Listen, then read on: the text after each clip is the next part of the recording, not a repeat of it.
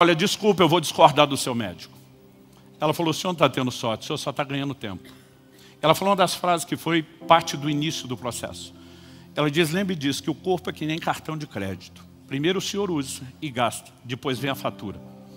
Ela falou, por enquanto o senhor só está gastando e a conta vai chegar. Ela falou, e o senhor está gastando é muito. Essa fatura vai chegar e vai chegar alta dentro de mim, está amarrado em nome de Jesus. Um ano depois minha pressão subiu. Um ano depois da pressão, diabetes. E aí quando eu levei o choque do estado, eu entendi, não tem outra forma, tem que mudar. Então eu fui... Abra sua Bíblia, por gentileza. Na carta de Paulo aos Efésios, no capítulo 5 e no verso 29. Efésios capítulo 5, verso 29. O apóstolo Paulo diz, porque ninguém jamais odiou o seu próprio corpo. Ao contrário, o alimenta e cuida dele, como também Cristo faz com a igreja. Eu quero tomar esse versículo como ponto de partida e uma espécie de trilho para falar do cuidado do corpo, é a temática que nós estamos abordando. Paulo diz, ninguém jamais odiou o próprio corpo. Ele diz, o alimenta, outras versões dizem, o nutrem e cuida dele. Existe um cuidado. E ele vai falar que Cristo cuida do seu corpo, que é a igreja. Mas hoje, quando a gente fala da igreja como corpo místico de Cristo, é um aspecto. Enquanto Nosso Senhor esteve na terra, encarnado, Ele cuidou do seu corpo. A Bíblia faz questão de mencionar Jesus dormindo, descansando, se alimentando, bebendo, sem contar, né, que nem de longe você consegue classificá-lo como sedentário. Quando você olha as distâncias que Nosso Senhor se locomovia, e há uma série de inferências. Para a Bíblia dizer que Jesus, com 40 dias de jejum, teve fome, isso significa que o nível de reserva de gordura corporal dele era bem menor. Né? Eu estou encerrando na virada de hoje para amanhã mais um desses jejuns de 40 dias e já é a minha 7ª experiência. Eu nunca tive fome. Né? Essa fome que a Bíblia diz, quando cessam, né, esgotam-se as reservas de gordura, eu nunca cheguei lá. Porque aqui, meu amigo, tem reserva. Né? Então isso significa que Nosso Senhor era assim um shape, talvez do pastor Marcelo, para menos. Fique em pé, Marcelo, você realmente está de parabéns. Né? Mas eu acho que não está nessa reunião o Níquel, né? Ele estava no primeiro culto. O Níquel é o nosso modelo. O último jejum que ele me acompanhou, ele começou com 69 quilos, tem a minha altura. O Dr. Aldrin estava monitorando ele, com 25 dias de jejum, ele já tinha 7% de gordura no corpo. Na última semana, diminuiu para menos de 3%, a gente ficava todo dia. E aí, tá bem? Tá bem? Tô bem, graças a Deus. Eu imagino Jesus mais ou menos melhor do que você como níquel. Vamos, né, usá-lo aqui. Então, quando você olha toda a perspectiva, Jesus cuidou do seu corpo físico e cuidava, né, com uma mentalidade que é o que eu quero abordar aqui. Eu tive um privilégio que muitos de vocês não tiveram. Nasci num lar cristão. Fui consagrado a Deus desde o momento em que nasci. Meu primeiro presente foi uma Bíblia. Fui instruído, orientado no caminho do Senhor. Tive uma experiência forte com o Senhor Jesus desde bem cedo. Né? Desde a minha adolescência, todas as minhas escolhas foram pautadas não apenas pelo entendimento da palavra, mas por uma experiência forte com o Espírito Santo. Ou seja, durante anos, eu sempre dizia publicamente que eu vivia uma vida sem arrependimentos, que eu não tinha nada, né, para dizer assim, eu carrego um arrependimento.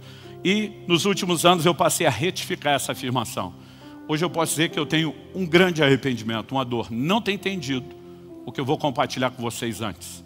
Eu gostaria de ter compreendido isso antes e tenho lutado para repartir esse encargo com o maior número possível de pessoas. Como foi dito, eu mostrei vestindo aquela calça.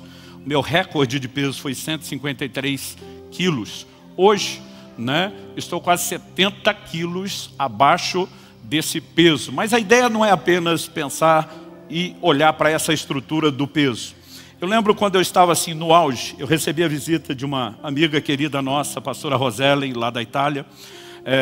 Isso deve ter acontecido na virada de 2007 para 2008. Porque eu lembro que eu estive com eles em 2003, 2005, 2007, meio que a cada 2 anos. E ela veio nos visitar, ela chegou em casa acompanhada de uma discípula, de uma amiga que era médica. Eu lembro a expressão do rosto dessa médica quando elas entraram em casa e me viram naquele tamanho. Ela falou, pastor, me desculpe, eu sou médica, eu não consigo ficar quieto. Cada vez que eu encontro o senhor está maior. e eu estou preocupada com a sua saúde. Ela olhou para mim e falou, o senhor tem feito check-up? Eu falei, fiz 1 a 2 meses atrás. E ela olha para mim e diz, e aí, tudo bem? Eu falei, tudo. Quando eu falei tudo, ela fez uma cara de quem não estava acreditando. Quando ela fez a cara de que não estava acreditando, eu falei, Kelly, pega os exames. Ela falou, não precisa pegar. Eu falei, você está fazendo a cara de que não acreditou no que eu falei. Ela falou, desculpa, é difícil acreditar que o senhor com esse peso esteja tudo bem, mas considerando que o senhor ainda é novo, eu não quero olhar o exame. Mas ainda assim ela checou. Ela falou, açúcar no sangue, diabetes, tudo em ordem, pressão alta, triglicéridos, colesterol, foi fazendo as perguntas. No final ela falou assim, quem é que fez esse check-up? Foi um cardiologista? Eu falei, foi. Ela disse, o que é que ele te falou? Eu falei, olha, ele estava meio desgostoso. Eu lembro que ele jogou o envelope com os exames na mesa, aquilo veio rodando, bateu no meu peito. Ele falou, digamos que o senhor tem mais sorte do que juízo. Não era para com um peso desse, está com tudo tão bem. E na hora, eu ainda pensei, o assunto que eu vou começar abordando, a gente tem uma espiritualização exagerada, pensei, some de Deus. Aí quando eu falei isso, ela falou, olha, desculpa, eu vou discordar do seu médico. Ela falou, o senhor não está tendo sorte, o senhor só está ganhando tempo. Ela falou uma das frases que foi parte do início do processo. Ela diz, lembre disso, que o corpo é que nem cartão de crédito. Primeiro o senhor usa e gasta, depois vem a fatura. Ela falou, por enquanto o senhor só está gastando e a conta vai chegar. Ela falou, e o senhor está gastando é muito. Essa fatura vai chegar e vai chegar alta dentro de mim, está amarrado em nome de Jesus. 1 ano depois minha pressão subiu. 1 ano depois da pressão, diabetes. E aí quando eu levei o choque do estado, eu entendi, não tem outra forma, tem que mudar. Então eu fui descendo, lá daquele auge dos 153. Quando eu lembro até hoje, quando bateu 126 quilos, normalizou a pressão e o açúcar no sangue. Quando normalizou, a partir daquele dia eu nunca mais subi além desse peso, mas de forma bem malandra eu estacionei o emagrecimento, tá bom aqui, não precisa mais. E fiquei dessa forma. Alguns dizem, pastor, eu não lembro do início, mas muita gente lembra da foto dos 126. Eu fiquei muitos anos nesse estado e foi mais ou menos nessa média de peso que eu conheci o Dr. Aldo, daqui a pouco eu falo sobre isso, que teve um papel muito importante, né, nesse processo todo, e quero registrar publicamente, Aldo, meu agradecimento e gratidão a você. Mas, durante esse período, Deus precisou trabalhar algumas questões, e a primeira desconstrução foi essa espiritualização exagerada. O Senhor Jesus, em Mateus, no capítulo 4, no verso 4, diz, nem só de pão viverá o homem, mas de toda a palavra que sai da boca de Deus. O que ele está dizendo é que eu e você não somos só corpo e carne, como seres espirituais também precisamos de alimento espiritual, como precisamos do natural. Mas isso não significa que se viver só do espiritual, eu e você podemos negligenciar o pão. Como nós vimos, dá para permanecer um tempo sem comer, mas existe um limite e o nosso corpo precisa dessa estrutura. Então você, ao mesmo tempo que não pode achar que é só carne e não atentar para a vida espiritual, não pode achar que é só espírito e negligenciar aquilo que é natural. Em João 3,6, quando fala do novo nascimento, Jesus diz, o que é nascido da carne é carne, o que é nascido do espírito é espírito. E você é tanto um quanto o outro. Então não é porque nasceu de novo espiritualmente que você não tem mais um corpo pelo qual precisa cuidar ou do qual você precisa zelar. Na verdade, em Mateus 4,7, quando Satanás tenta Jesus para pular do pináculo do templo, qual foi a resposta do Senhor? Não tentarás o Senhor teu Deus. Ah, mas não tem promessa de proteção? Tem. Por causa dela, você simplesmente vai zombar da sua responsabilidade de ser precavido. E muitos de nós, quando falamos do cuidado do corpo, nós estamos tentando a Deus. Nós precisamos perceber, né, olhando para aquilo que a palavra de Deus ensina, que tem coisas que não precisam ser espiritualizadas. Em 1 Timóteo, no capítulo 5, no verso 23, Paulo dá um conselho ao seu discípulo. Ele diz, não beba somente água, por causa das suas frequentes enfermidades no estômago. Toma também um pouco de vinho. Ele está falando, olha, você precisa cuidar. Os comentaristas acreditam que a qualidade da água era péssima. E ele está dizendo, você precisa saber dosar, né? Você precisa saber como trata o seu corpo, para que você não tenha enfermidades. Paulo tinha um ministério de cura poderoso, marcado por sinais, milagres, mas ele não disse, Timóteo, vou orar por você. E não significa que a gente não vai crer nas intervenções de cura. Agora, isso não precisa ser uma desculpa para que a gente não cuide daquilo que deveria. Quem está entendendo, diga amém. Então, olhando para as Escrituras, nós vamos ver que existem escolhas naturais com consequências dessas escolhas. Por exemplo, o mesmo Deus que prometeu na Escritura proteger, ele apresenta responsabilidades que eu e você temos acerca da nossa proteção. O Salmo 127, por exemplo, diz, se o Senhor não vigiar, não guardar a cidade, em vão vigia a sentinela. A Bíblia não está dizendo que não precisa de sentinela. Mas está dizendo que para nós tememos a Deus, a gente não vai só usar sentinela e deixar de confiar em Deus. Mas confiar em Deus não dispensa sentinela. Até porque você confia em Deus, normalmente não desceu o carro destrancado por aí. Em Deuteronômio 22:8, olha o que Deus diz. Quando você construir uma casa nova, faça um parapeito no terraço, para que você não traga culpa de sangue sobre a casa, se alguém de algum modo cair do terraço. O Deus que promete proteger diz, fez um terraço, é um lugar alto, tem perigo? Tem. Constrói o parapeito. Porque a gente não precisa espiritualizar a proteção. A gente pode ser precavido, a gente pode ser cauteloso, a gente pode ser cuidadoso. E aquilo em que eu e você temos responsabilidades no aspecto natural, não adianta ter essa espiritualidade ou essa espiritualização exagerada. Eu sempre ouvia meu pai dizer, nunca apliquei isso em relação ao cuidado do corpo, como depois eu pude colocar, mas eu sempre ouvia meu pai citar João 11:39. Quando Jesus vai ressuscitar Lázaro, ele dá uma ordem antes, ele diz, tirai a pedra. Meu pai dizia, aquilo que só Deus pode fazer, o homem não pode, obviamente, fazer. Mas aquilo que o homem pode fazer, Deus não faz questão nenhuma de fazer no lugar dele. Então ele diz, tirar a pedra, vocês podem fazer? Tira vocês. Ressuscitar é comigo? Ok. Nesse nível você confia. Mas muitas vezes nós estamos terceirizando tudo. E até esperando que Deus faça aquilo que é minha e sua responsabilidade, inclusive orientada pela própria palavra de Deus. A gente acaba tendo um pensamento que muitas vezes é muito fatalista, absoluto, pré-determinista, como tudo que acontece tinha que acontecer. E biblicamente isso não é verdade. Tem muita coisa que pode ser evitada.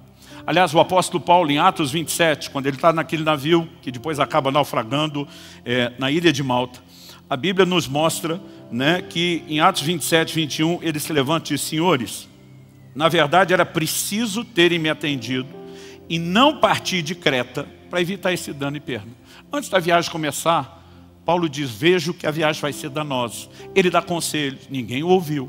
Agora, quando a carga já tinha sido perdida, o navio está para se perder, e diz, um anjo de Deus, de quem eu sou, a quem eu sirvo, esteve comigo, diz, ninguém se perderá. Mas antes disso, ele faz o papel da esposa no casamento. Eu falei. Eu te disse. Vocês tinham que ter me ouvido para evitar esse dano e perda. Muitas vezes nós estamos vivendo prejuízos, são frutos das nossas escolhas, e a gente está dizendo, Deus deve ter um propósito. Há situações onde ele pode, e de fato vai usar até o fruto de escolhas erradas que nós fazemos e tentar tirar lucro, mas eu e você não podemos achar que as coisas estão acontecendo porque tinham que acontecer. Muitas delas poderiam estar sendo evitadas, e quando falamos da questão da saúde não é diferente. Eu me lembro, ainda bem novo, carregando um peso além da capacidade que eu tinha de suportar numa mudança. Eu peguei uma caixa cheia das louças, das cerâmicas, né? A gente era, acho que tinha 1 ano e pouco de casado, era a minha primeira mudança depois de casado, e aquele tipo de louça que você não usava, você guardava para as visitas, que pode ser que apareça e usa, mas assim, era o xodó da Kelly. E eu, na hora de pegar, eu tive todo o cuidado, né? Eu flexionei as pernas, eu mantive as costas eretas, mas quando eu peguei a caixa e comecei a carregar, eu vi que eu não ia suportar o peso. E eu mal dei alguns passos, eu falei, não dá, só que se eu largasse aquilo, as louças arrebentavam. E querendo poupar o prejuízo da louça, eu simplesmente abaixei rápido para pôr no chão. Eu ouvi o estalo das costas, eu não consegui mais levantar do chão.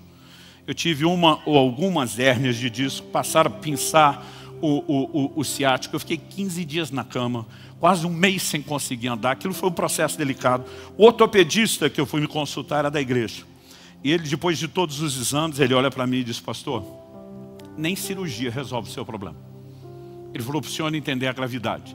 Ele disse, ou o senhor aparece com uma dessas histórias que conta no púlpito, ou a sua vida estará e a sua mobilidade limitada por resto da vida. Não há o que faça que garanta que você volte ao normal.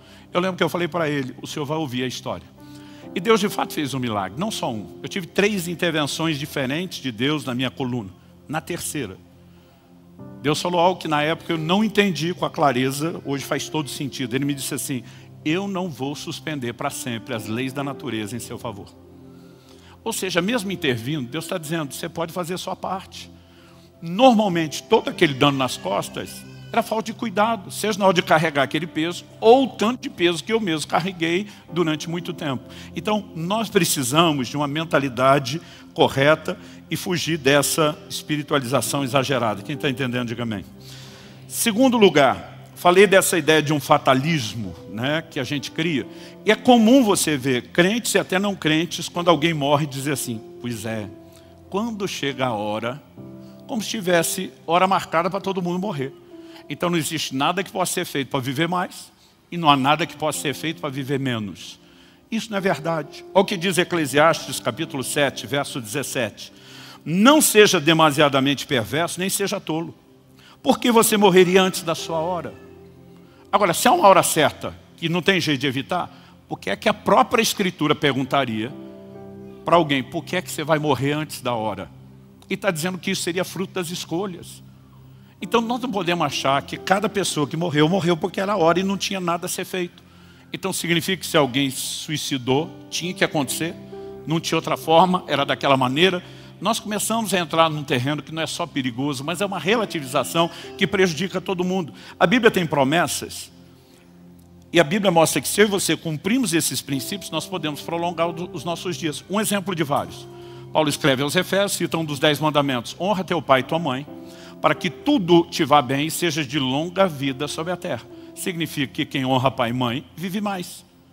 Mas se é uma hora marcada, que diferença faz honrar ou não honrar os pais?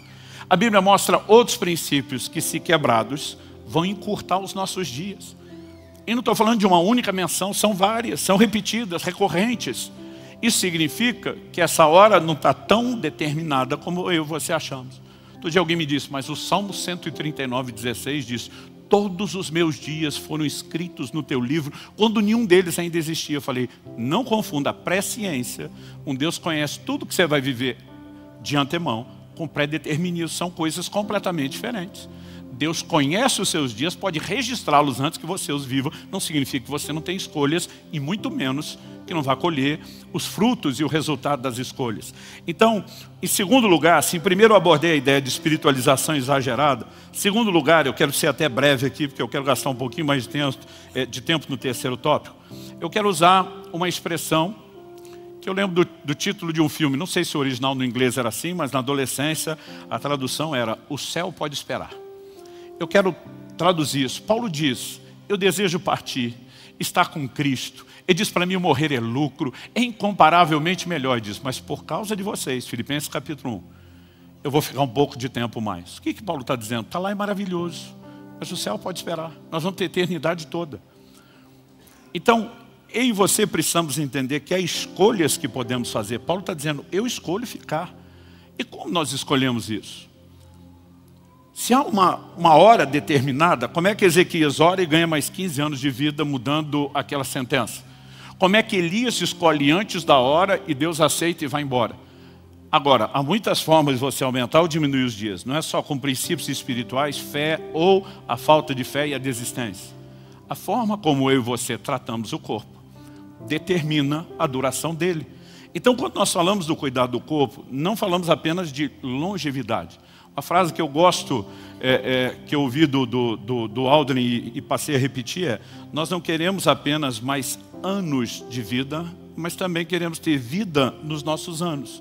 Então significa que você pode aumentar a duração, mas eu e você podemos garantir, ou o inverso, a qualidade de vida que vivemos, né? Agora, mas pastor, se a Bíblia está dizendo morrer antes da hora, tem uma hora certa? Genericamente tem.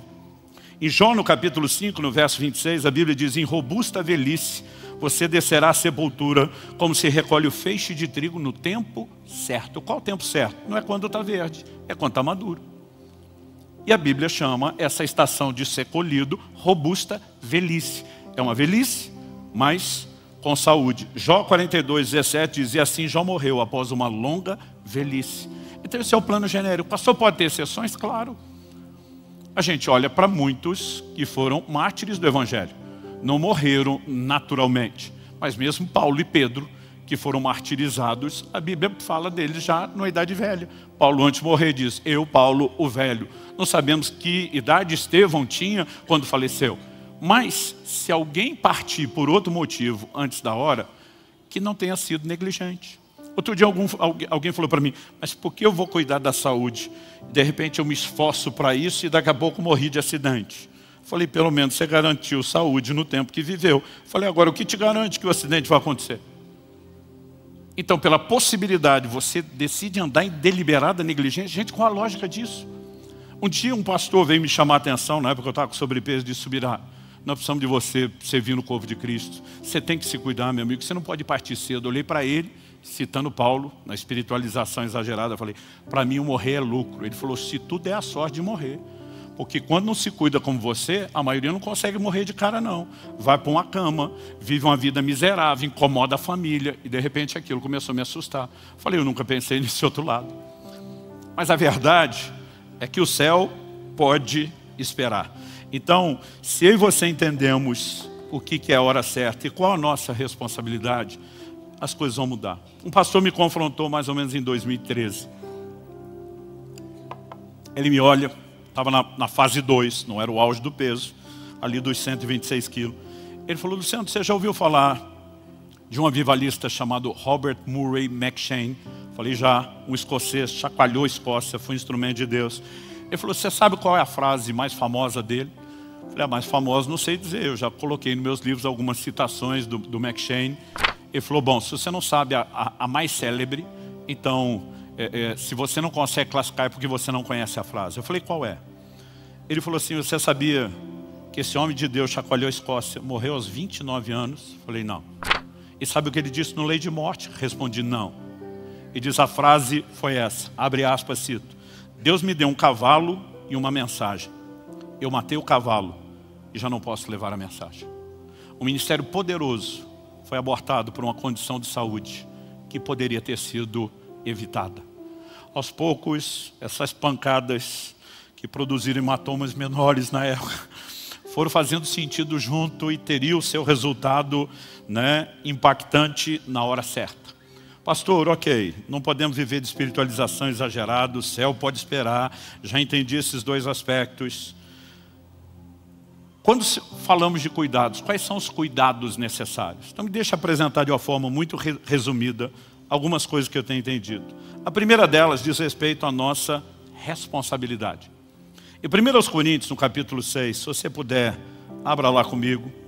1 Coríntios, capítulo 6, a partir do verso 13, o apóstolo Paulo diz assim, vou ler do 13 ao 20. Os alimentos são para o estômago existe para os alimentos.